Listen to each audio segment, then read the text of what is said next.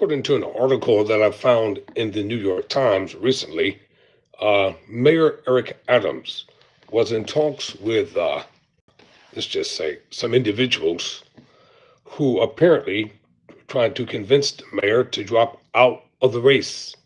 And in exchange for his cooperation, there might be a possibility that would make him the ambassador to Saudi Arabia. Of course, Adams has denied any such conversation ever took place,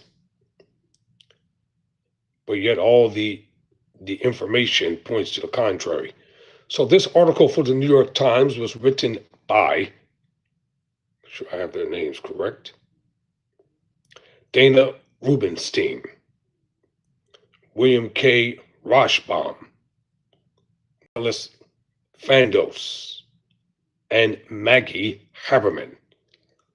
So Tyrone Bowman Live, let's get back to the article. I'm going to pick it off right here. Let me pick it off right here. So, in Washington, Mr. Trump said the mayor was free to do what he wants and denied that he had offered him an ambassadorship. No, I wouldn't do that, he said. There's nothing wrong with doing that. He added that he believed former Governor Andrew M. Cuomo, 67, who has also been trying to push Mr. Adams out, would have the best chance of defeating Mr. Mandani, a 33-year-old Democratic socialist. Mr. Cuomo, a Democrat, is running as a third-party candidate. I would say that Cuomo might have a chance to winning if it was a one-on-one, Mr. Trump said. It's not one-on-one. I would say it's going to be a hard race. Cuomo's not going to win even if it is a one-on-one. It's not going to happen. Cuomo's not going to be the mayor. Adams is not going to be the mayor. Sewell is not going to be the mayor. Mandami is going to be the next mayor of New York City. Of course, you have some loyalists who are going to stay with Adams no matter what, because, some black people believe you got to vote for everybody that's black. Don't vote for anybody else unless they're black. Yeah, whatever. So, the extent of Mr. Trump's direct involvement in the talks, which have included Frank Carone, Mr. Adams' former chief of staff who was helping oversee his campaign, was cloudy, and people close to Mr. Adams were uncertain whether the idea of him being nominated to the ambassadorship had the president's backing. But Mr. Trump has made little secret of his interest in the race in his hometown over the course of months, publicly and privately rallying against Mr. Mandani and discussing with associates how to help set up a rematch with Mr. Cuomo, this time one-on-one. It's not going to happen. Cuomo's not going to win. Still, other factions in Mr. Trump's orbit have taken a different view, arguing that Mr. Mandani, as mayor, would provide a helpful foil for Republicans in next year's crucial midterm elections. They could try to stop any nomination of Mr. Adams. The first, let me read that again. Let me read this phrase again.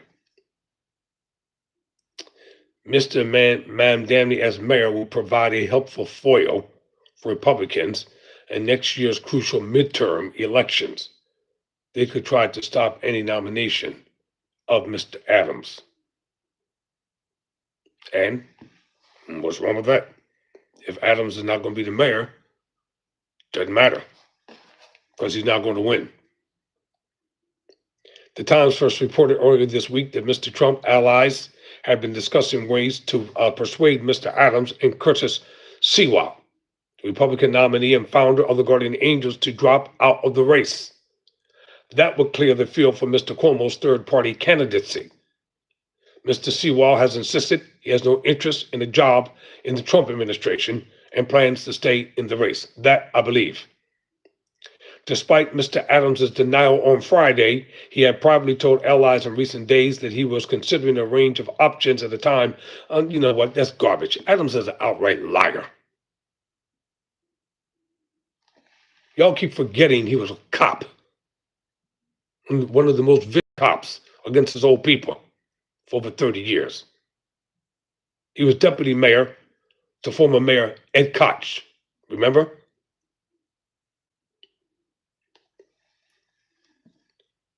And Adams was a Republican who became a Democrat so he could win.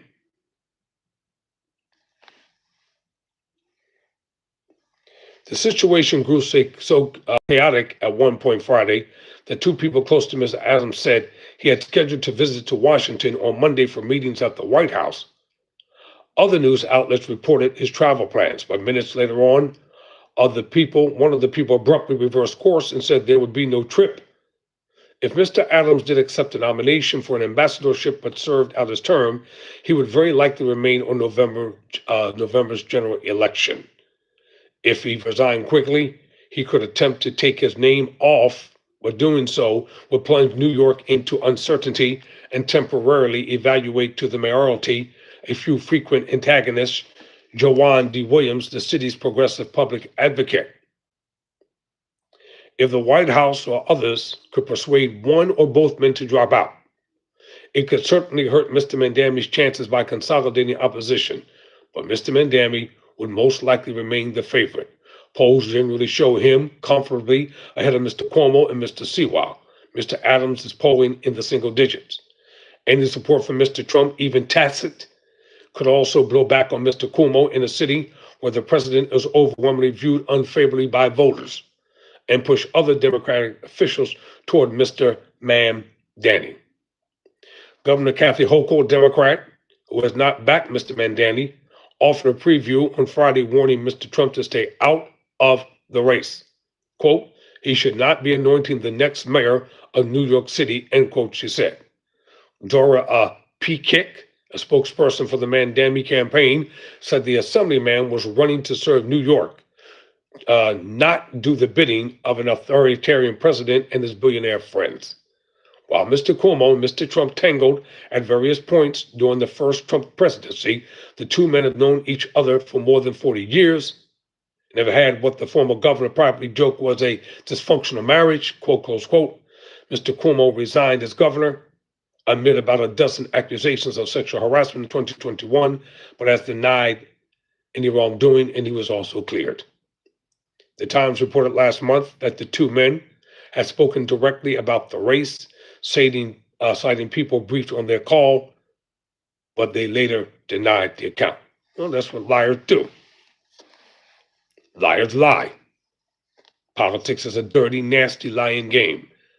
Mr. Adams opted out of the Democratic primary in an apparent concession to his unpopularity among fellow Democrats, who looked aghast at his courtship of the president while the mayor was under federal indictment on corruption charges. Mr. Trump's Justice Department abandoned the case against Mr. Adams in February, saying it needed his help on the president's deportation agenda.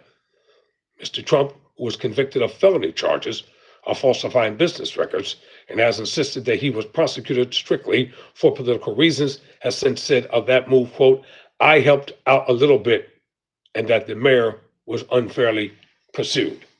Now, both Mr. Cuomo and Mr. Adams are running on independent ballot lines, and their overlapping bases of support have effectively aided Mr. Mandami. Outside Gracie Mansion on Friday, the mayor had especially sharp words for Mr. Cuomo, who has been trying to push Mr. Adams out of the race. He called the former governor a snake and a liar, particularly spitting out the words. And fire right back at him. You know, Adams has turned out to be a little nasty something. Ambassadorships are subject to Senate confirmation. Well, they confirm him. They ain't no big deal. A process that can take months or longer to complete, given his history of corruption, accusations, and other scandals. Mr. Adams could face an uphill battle to confirmation, but Senate Republicans had generally deferred to Mr. Trump's nominees. That's not going to be an issue. It won't, because most of the people who have been confirmed, they all that. So he'll easily fit right in with the rest of them. The role of ambassador to Saudi Arabia is a significant posting that would give Mr. Adams access to new relationships globally. The position has often gone to a political figure rather than a career diplomat, although many ambassadors have had some national security or foreign policy experience. Were Mr. Adams to be nominated, he would represent a striking departure from the most recent ambassadors to Saudi Arabia, Michael Ratney, a career diplomat who formerly served as the U.S. Special Envoy for Syria and the U.S. Consul General in Jerusalem. He resigned in January. So what's the big deal? I mean, it ain't no big deal. You listen. The prerequisites for becoming a politician, all that stuff is from the old playbook. The new playbook is just win. They don't care how you win. Lie, cheat, steal. Just win. All the so-called qualification stuff, that stuff does not matter. So Adams traveled to the kingdom, something he noted on Thursday, at an unrelated event celebrating the 1500th anniversary of the birth of the Prophet Muhammad, where the mayor praised people of Muslim faith. Mr. Trump has filled ambassadorships this term not just with his political donors, which presidents of both parties do, but with family members, such as the father of his son-in-law, Jared Kushner, and Kimberly Guilfoyle, the ex-girlfriend of one of his sons and longtime Trump supporter. Whatever. I can't make this stuff up, y'all. Never surrender. Never quit.